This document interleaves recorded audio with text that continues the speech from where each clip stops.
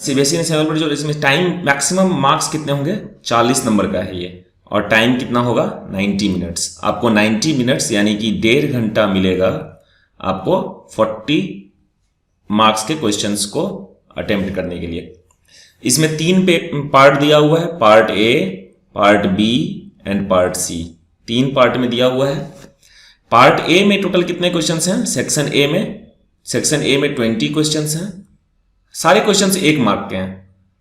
उसमें से आपको कितने अटेम्प्ट करना है, 16 क्वेश्चंस। यानी अगर आपने 16 किया और 16 आपका सही हो गया तो आपको कितना, सेक्शन ए से कितना नंबर मिल गया आपको, 16। ध्यान रखिएगा, अगर आता भी है तो भी 16 से ज्यादा आप अटेम्प्ट मत कीजिएगा, और अगर नहीं आता है कुछ तो उसमें से चुन चुन के जो आता है उसका 16 कीजिएगा। फिर है सेक्शन बी। सेक्शन बी में भी 20 क्वेश्चंस है, जिसमें से कि सारा 1-1 नंबर का है। यहां भी 1 नंबर का, यहां भी 1 नंबर का। इसमें से भी आपको 20 में से 16 क्वेश्चंस ही अटेम्प्ट करने हैं। ओके, 16 अटेम्प्ट करेंगे और 4 को आप किसी भी 4 को छोड़ दीजिएगा, तो 16 मार्क्स इसका हो गया। सेक्शन ए से 16, सेक्शन बी से 16, और सेक्शन सी में 2 केस स्टडी दिया हुआ है। ठीक है, मतलब मान लीजिए कि एक फिगर दिया हुआ है, उस पे बेस्ड 5 क्वेश्चन, फिर एक दूसरा फिगर दिया हुआ है, उस पे बेस्ड 5 क्वेश्चन। तो 2 केस स्टडी दिया हुआ है फिगर के साथ। हर टोटल कितना हो गया, 10 क्वेश्चंस, और 10 में से आपको 8 क्वेश्चंस करने हैं।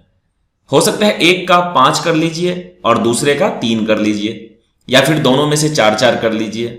ठीक है, या फिर एक का पूरा मतलब 3 कीजिए और दूसरे में से 5 कीजिए, कैसे भी कीजिए। आपको 8 नंबर के 8 क्वेश्चंस इसमें से अटेम्प्ट करने हैं सेक्शन सी में से। ऑलराइट, तो टोटल हमारा कितना मार्क्स हो गया, 40 मार्क्स, और टाइम कितना है 90 मिनट्स, यानी कि 1.5 आवर। तो इसको करने में आप कोशिश कीजिएगा कि 1.5 आवर ना लगे, मतलब कि 70-75 मिनट्स में ये कंप्लीट होना चाहिए। 75 मिनट्स या फिर 80 मिनट्स, मतलब 10 मिनट आपके पास एटलीस्ट बचना चाहिए। 10 मिनट्स आपके पास रहना चाहिए कि इसको करने के लिए। ऑलराइट, अब देखिए इसमें करते हैं हम, ये जो है क्वेश्चंस को देखते हैं करके। सेक्शन ए, इस वीडियो में हम सेक्शन ए पूरा करेंगे, और सेक्शन बी, सेक्शन सी सबको नेक्स्ट में करेंगे। ठीक है, नेक्स्ट वीडियो में। तो देखिए सेक्शन ए में क्या कह रहा है। सेक्शन ए है हमारा क्या, कि the ratio of LCM and HCF of the least composite and the least prime numbers. तो सबसे पहले देखिए एलसीएम और एचसीएफ का रेशियो, लेकिन किस किस का नंबर का, लीस्ट कंपोजिट और लीस्ट प्राइम। तो लीस्ट कंपोजिट कौन सा होता है, चलिए एक लिख लेते हैं नंबर्स। 1 2 3 4 5 6 ऐसे। तो सबसे पहला कंपोजिट नंबर कौन सा, 1 तो neither prime nor composite, 2 prime number, 3 prime number, तो 4 हो गया। 4 जो है हमारा लिस्ट कंपोजिट, और लिस्ट प्राइम कौन सा, 2। इन दोनों का एलसीएम निकालते हैं और एचसीएफ निकालते हैं। तो एलसीएम कितना होगा, 2 और 4 का निकाल लेते हैं। 2 1 2, 2 2 4, 2 1 2 1, 2 into 4। तो एलसीएम कितना हो गया, एलसीएम हो गया इसका 4, यहां पे लिख लेते हैं एलसीएम हो गया 4, और एचसीएफ कितना हो गया 2 और 4 का। तो 2 से 4 को डिवाइड कर लेते हैं, 2 2 4, 4 - 4 0, तो 2 से ही डिवाइड हो गया, तो एचसीएफ हो गया 2। इन दोनों का क्या निकालना है, रेशियो निकालना है। तो 4:2, तो रेशियो कितना हो गया 4/2, यानी कि रेशियो इज इक्वल टू 4/2, यानी कि 2/1 कट गया, तो यानी कि 2:1। 2:1 इसका क्या हो गया, रेशियो हो गया, बी हो गया इसका आंसर। ठीक है, सेकंड में देखते हैं क्या कह रहा है, कि द वैल्यू ऑफ के फॉर विच, देखिए इसमें क्या कह रहा है, कि द वैल्यू ऑफ के for which the lines this and this coincide. तो कोइंसाइड के लिए कंसेप्ट हम जानते हैं क्या होता है, A1/A2 is equal to B1/B2 is equal to C1/C2। तो वैल्यूज पुट करते हैं। A1/A2 कितना 5 इसका A1 5 और A2 कितना 15, तो 5/15 is equal to 7/21, 7/21 is equal to C1 कितना 3, और इसका K दोनों राइट साइड में ही है, इक्वल के राइट साइड में ही C1 भी है और C2 भी है, तो कुछ करने की जरूरत नहीं है, 3/K।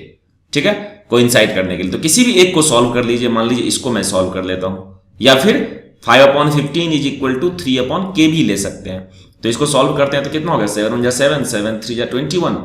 तो सॉल्व करते हैं, क्रॉस करते हैं, तो k इंटू 1, तो k और 3 इंटू 3 9, तो k इज इक्वल टू कितना हो गया, 9 हो गया।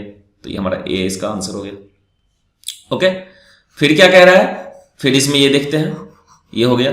फिर थर्ड कहता है a girl walks 200 metre towards east and then 150 metre towards north. तो देखिए सबसे पहले एक साइड बना लेते हैं, ये डायग्राम। यहां पे क्या है, नॉर्थ, साउथ, ईस्ट और waste.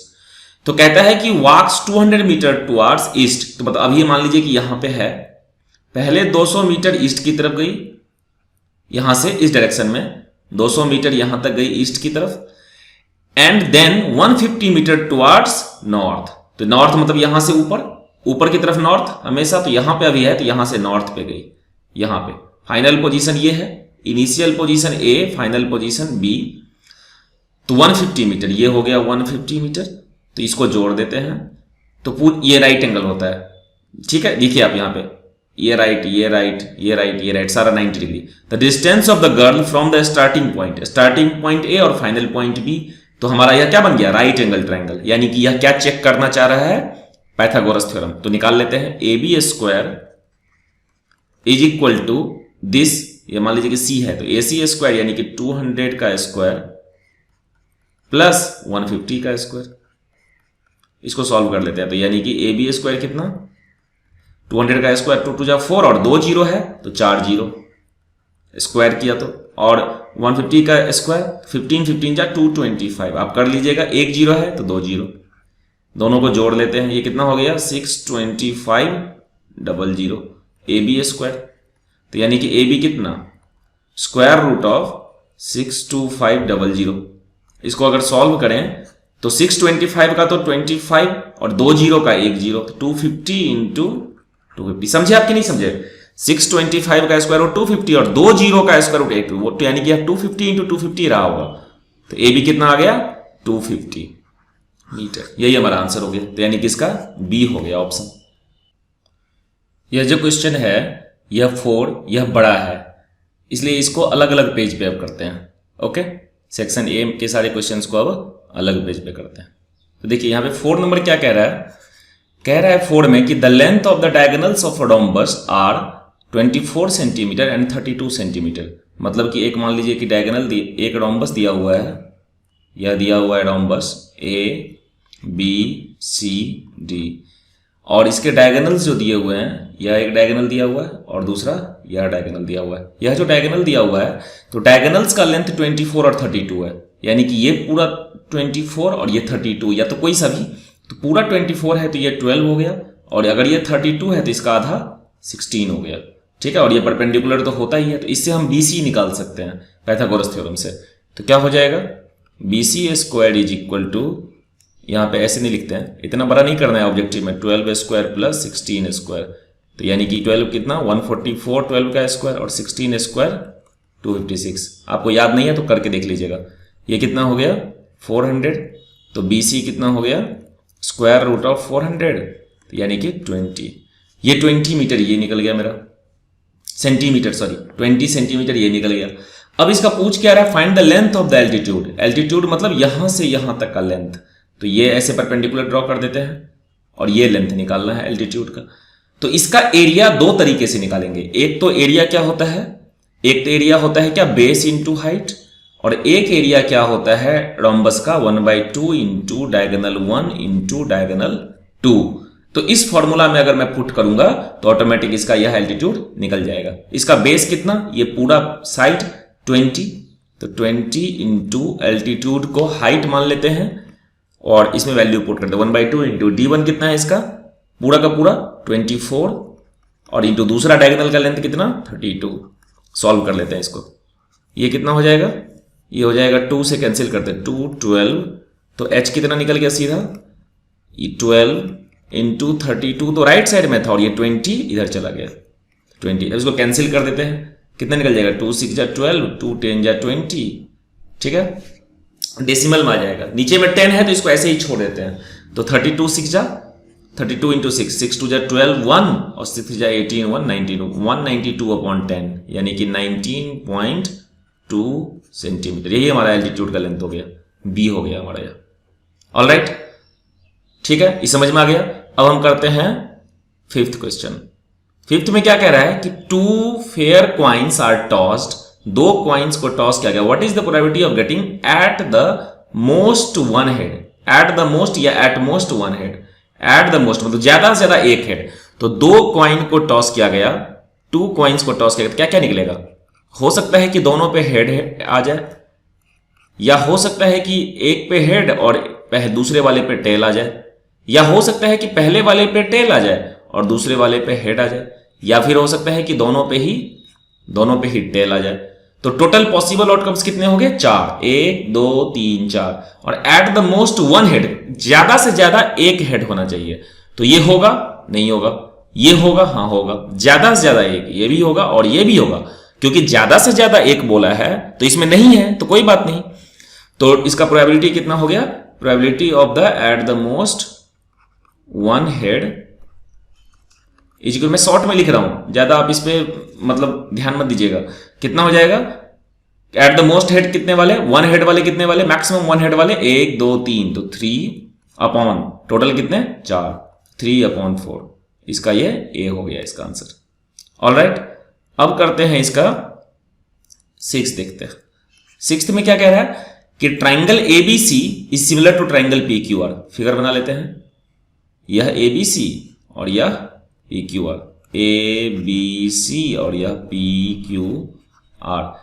If AM and PN are altitudes of triangle ABC and triangle PQR, यह एएम जो है यह एल्टीट्यूड है एबीसी का, और पीएन जो है वो एल्टीट्यूड है किसका? पीक्यूआर का रिस्पेक्टिवली। एंड एबी स्क्वायर क्या दिया हुआ है? AB square upon PQ square is to दिया हुआ है यहां पे, तो वही बात हुआ, इज इक्वल टू 4:9 यानी कि 4/9। तो एम अपॉन पी एन हम जानते हैं। पहले आप समझ लीजिए, अगर ट्राइंगल, इस कंसेप्ट को क्लियर कर लीजिए, अगर 2 ट्राइंगल सिमिलर हो, पहले से पता हो कि ट्राइंगल सिमिलर हो, तो क्या होता है? इसके सारे साइड्स का रेशियो यानी कि A B upon P Q, side का रेशियो होता है इक्वल होता है। A B upon P Q is equal to B C upon Q R, जब सिमिलर हो is equal to A C upon P R, और यह इक्वल होगा दोनों के एल्टीट्यूड्स के, तो यानी कि A M upon P N के, और यह एक और चीज के इक्वल होगा, ध्यान दीजिए किसके? यह इक्वल होगा आपका इसके मीडियंस के। यहां पे अगर मीडियंस होता तो मीडियन का भी, ये मान लीजिए कि ये मीडियन होता टी होता, और ये मीडियन होता मान लीजिए कि एस, तो क्या होता है? A T upon P S. Median अगर होता मिड पॉइंट इस बेस का, तो ये होता है। तो यहां पे बिल्कुल सिंपल है, हमें निकालना क्या है?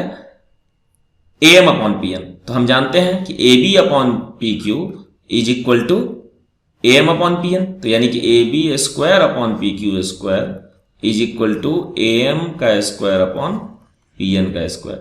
और यह कितना? A B upon P Q ये दिया हुआ है कितना? 4/9। सॉल्व कर लेते हैं इसको सॉल्व कर लेते हैं। तो क्या निकल जाएगा? A M square upon P N square is equal to 2/3 का होल स्क्वायर, यानी या फिर 2 स्क्वायर अपॉन 3 स्क्वायर। तो automatic A M is to P N कितना निकल गया हमारा? 2:3। ये हो गया सॉल्व, 2:3। डी है इसका आंसर।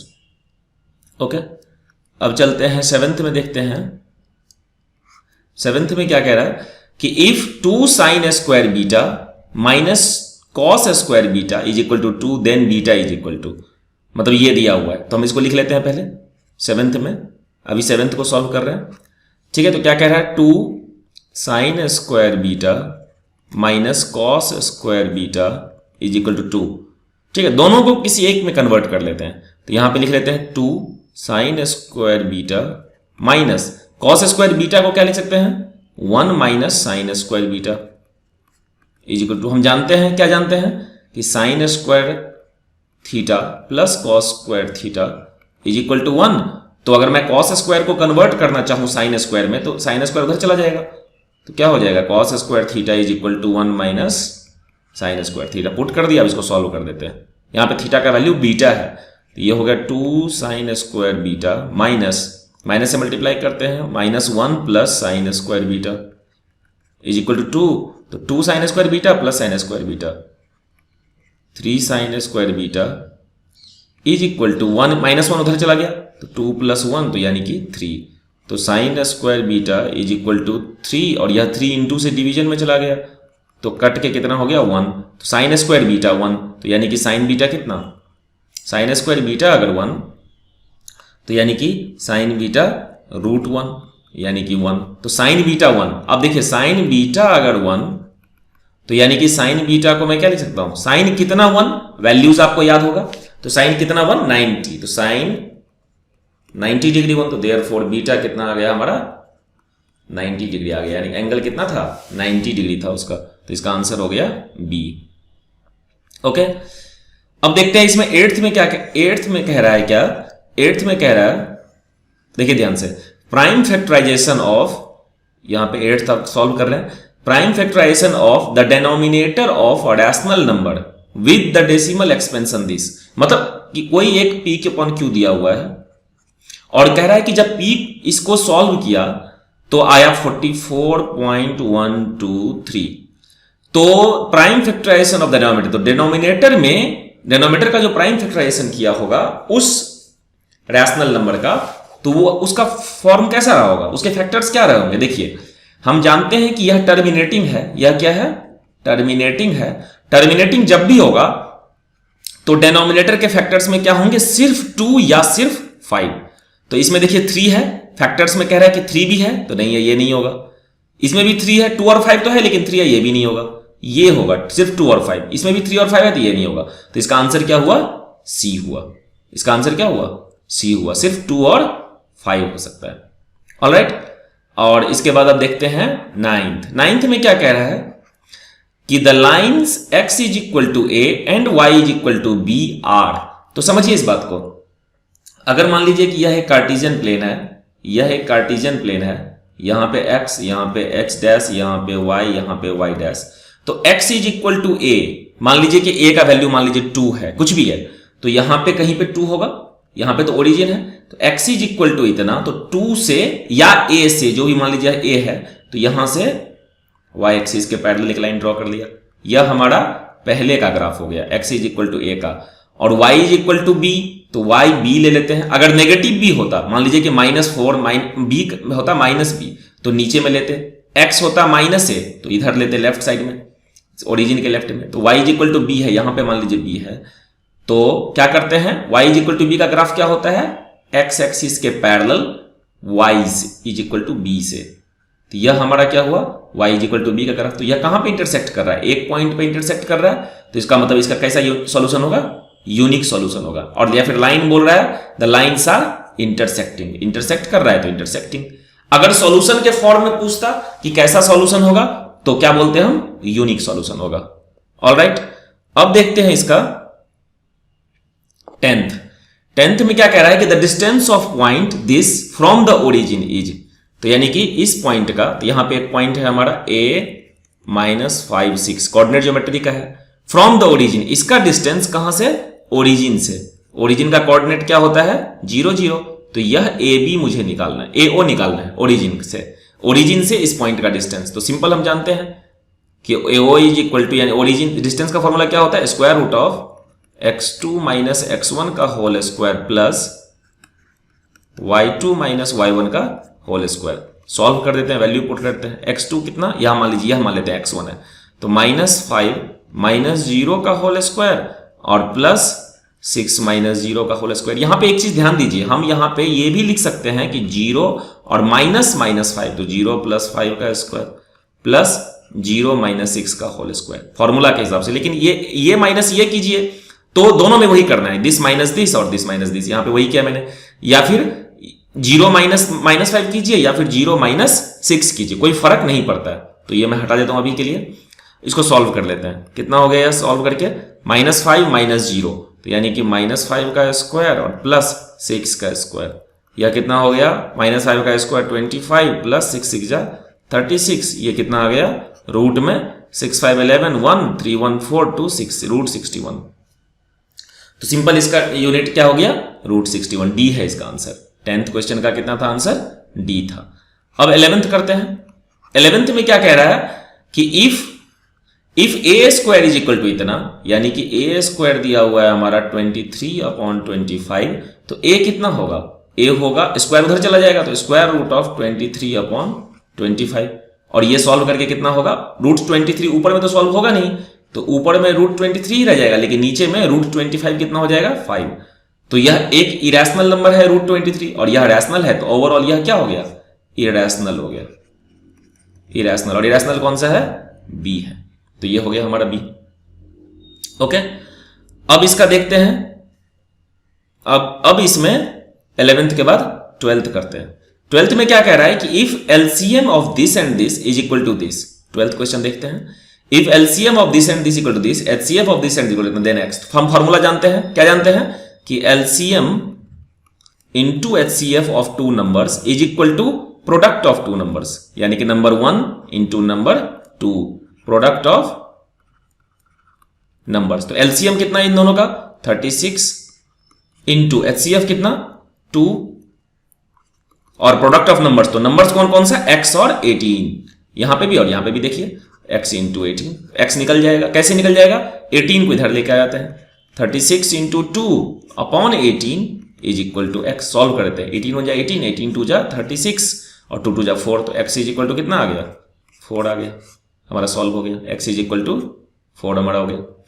अब देखते हैं इसका 13th में क्या कह रहा है। अब 13th को देखते हैं।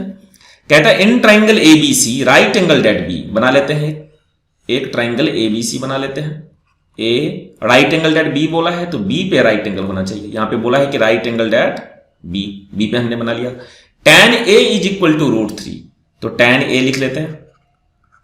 tan A is equal to √3, और हम जानते हैं कि tan कितना होता है? इस एंगल के लिए अगर बात करूं, किसी एंगल के लिए ऑब्वियसली tan कितना होता है? इसको मैं ऐसे लिख सकता हूं, परपेंडिकुलर अपॉन बेस। तो इस एंगल के लिए परपेंडिकुलर कितना? √3, और बेस कितना? 1। इस एंगल के लिए, ए के लिए, क्योंकि ए के लिए परपेंडिकुलर, यानी कि यह वाला साइड कितना? √3, सॉरी थोड़ा सही से लिख देता हूं, और इसके लिए बेस कितना? 1। तो इसके लिए बेस कौन सा? ये, क्योंकि हाइपोटेन्यूज फिक्स होता है। सामने वाला बेस परपेंडिकुलर होता है और साथ वाला बेस होता है, इसके साथ में जो है। तो ये कितना हो गया? अब AC निकालना है हमें, तो पहले हम AC निकाल लेते हैं।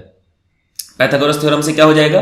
AC square is equal to √3 square और प्लस 1 स्क्वायर। तो AC square is equal to कितना? 3 + 1 यानी कि 4। तो AC कितना?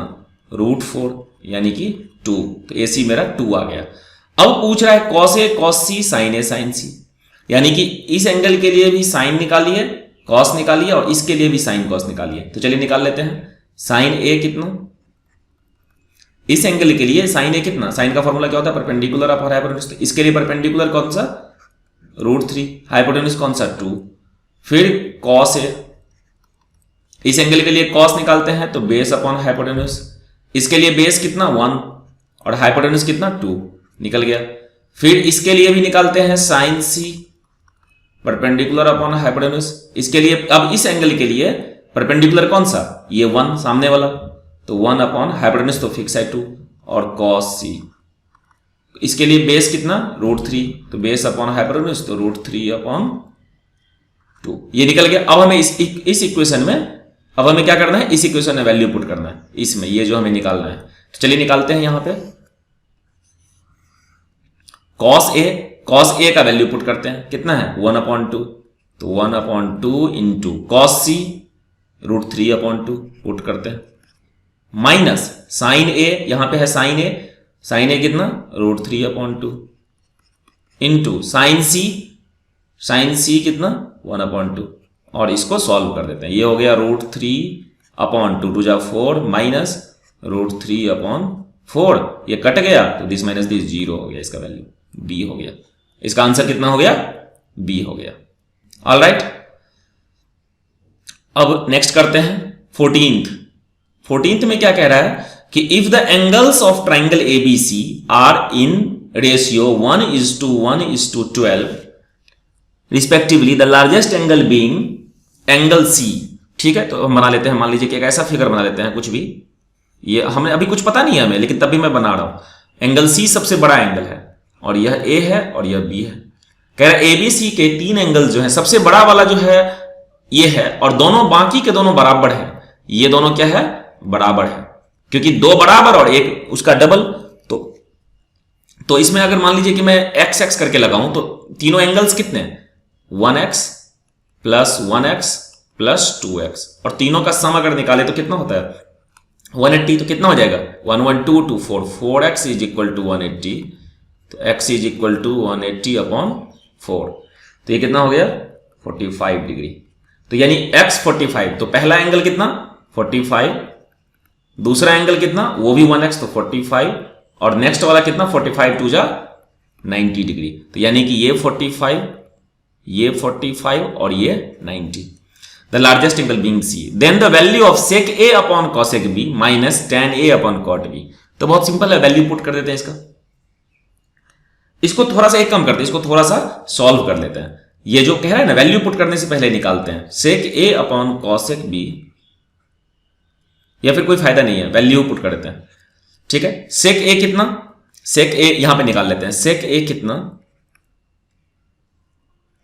सेक ए, तो यानी कि सेक, नहीं यहां पे अलग से नहीं निकालते क्योंकि वैल्यू दिया हुआ है ना, तो यहां पे लिख लेते हैं पुट जो करना है value. Sec A upon cosec B minus tan A upon cot B. ठीक है, तो सेक ए कितना? 45। तो इसका मतलब ये कह रहा है कि सेक 45 निकालिए अपॉन कॉसेक बी भी 45। तो यानी कि कॉसेक 45 माइनस tan ए tan 45 अपॉन कॉट बी का भी वैल्यू कितना? 45। ए और बी दोनों बराबर ही है, सी ही सबसे अलग है, तो कॉट 45। सॉल्व करते हैं तो ये कितना हो जाएगा?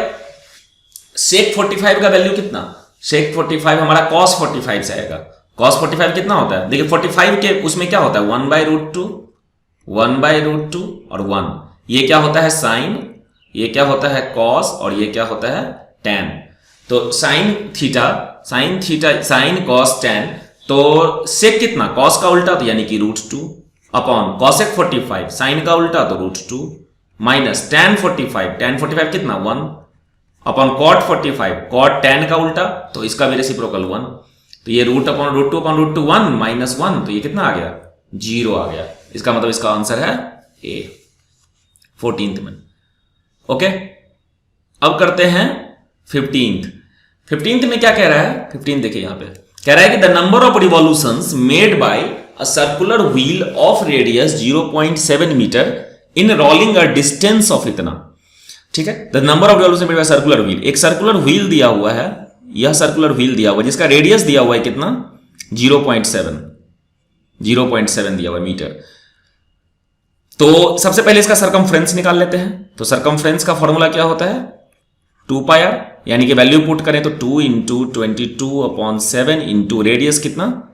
0.7, और डेसिमल को हटा दें तो नीचे में 10, 7 कट गया। ठीक है, ये कितना हो गया? 22 44/10, यानी कि 4.4 इतना क्या? Metre circumference. और डिस्टेंस कितना कवर करना है टोटल? इतना। तो यूनिटरी मेथड से जानते हैं कि इतना मीटर का डिस्टेंस कवर करने के लिए उसको एक चक्कर लगाना होगा। यूनिटरी मेथड की अगर बात करें तो 4.4 मीटर का डिस्टेंस कवर करने के लिए, यानी कि जितना सरकमफ्रेंस होता है, एक चक्कर लगाना पड़ेगा, 1 राउंड। तो 1 मीटर का डिस्टेंस कवर करने के लिए कितना लगाना पड़ेगा? 1, और ये नीचे जाएगा तो 4.4 इतना राउंड।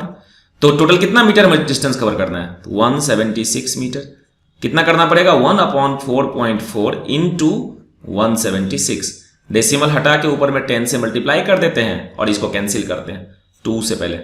22, 2 8 जा 16, 1 2 8 जा 16। देख रहा हूं मैं दोनों 11 से कट रहा है। 11 2 जा 22, 11 8 जा 88, और 2 से इसको काट देता हूं, 2 5 जा 10, 8 5 जा कितना हो गया? 40 राउंड्स लगाने पड़ेंगे उसको। इसका आंसर डी हो गया।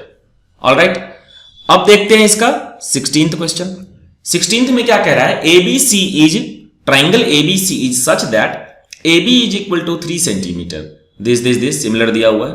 एक ABC में दिया हुआ है, यहां पे बना लेते हैं। यह एक ABC दिया हुआ है और यह एक ABC के बाद एक और दूसरा DEF दिया हुआ है। यहाँ पे DEF दिया हुआ है और यहाँ पे ABC दिया हुआ है। ये अलग क्वेश्चन है। तो ABC such that AB 3 BC 2 and CA 2.5 और ट्राइंगल DEF दोनों सिमिलर है, देन पेरीमीटर ऑफ DEF, ये निकालना है इसमें।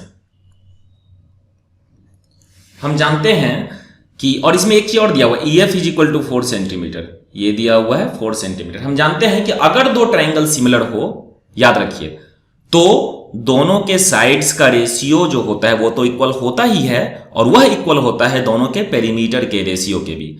तो दोनों के साइड्स का रेशियो, तो पेरीमीटर निकालना है, तो जो साइड इसका पता है उसी के कोरिस्पॉन्डिंग वाला साइड बात करते हैं। तो क्या होगा, दोनों के साइड का जो रेशियो है वह किसके इक्वल होता है, दोनों के पेरीमीटर का रेशियो के।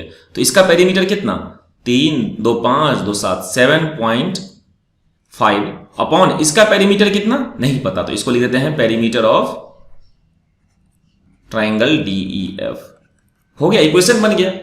बाकी का क्यों नहीं लिया 3 और 2.5 वाला, क्योंकि उधर उसके कोरिस्पॉन्डिंग साइड नहीं पता था। सॉल्व कर दे, BC कितना 2/4 is equal to 7.5 upon perimeter of DEF। तो इसको अगर क्रॉस कर दें तो यह 2 1 2 2 2 4 हो गया, तो 1 से मल्टीप्लाई होकर यही रह जाएगा। तो perimeter of DEF triangle DEF is equal to 7.5 और ये 2 उधर चला जाएगा ऊपर, 7.5 इंटू 2 यानी कि 15 सेंटीमीटर। तो इसका आंसर कौन सा हो गया, B हो गया।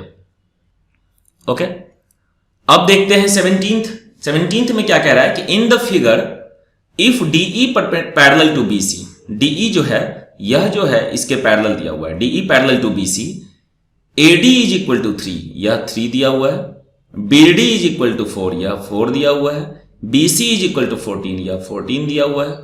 तो फाइंड DE। ठीक है, तो ये जो दो ट्राइंगल है, कौन सा, ट्राइंगल ADE, यह देखिए ट्राइंगल ADE, और दूसरा बड़ा वाला ट्राइंगल कौन सा, ट्राइंगल ABC, यह दोनों सिमिलर होगा। क्यों होगा, ये एंगल इक्वल टू ये एंगल, यहां पे देखिए, अगर यहां पे देखें तो ये एंगल इज इक्वल टू ये एंगल, कैसे, कोरिस्पॉन्डिंग एंगल दोनों पैरेलल है, और साथ में ये एंगल इज इक्वल टू ये एंगल, ये एंगल इज इक्वल टू ये एंगल, कोरिस्पॉन्डिंग है तो दोनों इक्वल होगा, और ये दोनों पैरेलल दिया हुआ है। साथ में angle A is equal to angle A common. तो तीन का यूज नहीं करना है, किसी भी दो एंगल का ही यूज करके दोनों ट्राइंगल क्या हो गया, सिमिलर हो गया। तो triangle ADE is similar to triangle ABC, कैसे, बाय एंगल सिमिलरिटी।